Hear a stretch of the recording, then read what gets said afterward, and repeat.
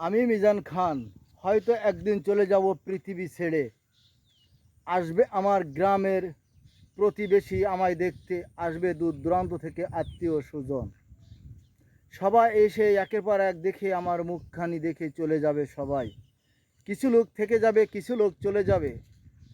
কিছু লোক আমায় নিয়ে যাবে মাটির ওই অন্ধকার ঘরে, ওখানেই রেখে আসবে আমায়। কত না পোকামাকড়, সাপ বিচ্ছু আমায় ঠুকে ঠুকে খাবে। তখন আমার কিছুই করণীয় থাকবে না। অনন্তকাল থেকে যাব আমি মাটির ওই ঘরে। এটাই বাস্তব।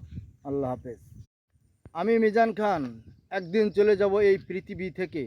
আসবে আমার গ্রামের পাড়া প্রতিবেশী আত্মীয় স্বজন আমাকে দেখতে।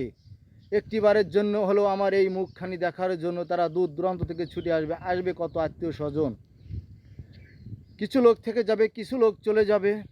কিছু লোক আমায় নিয়ে যাবে মাটির ওই অন্ধকারে রেখে আসার জন্য। জানি না ওই অন্ধকার ঘরে আছে কত সাপ বিচ্ছু, কত কিছু।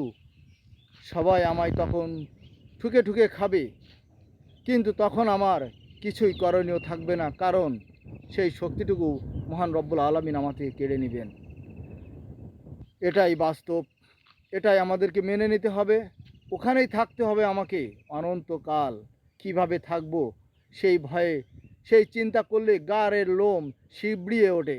এটাই বাস্তব।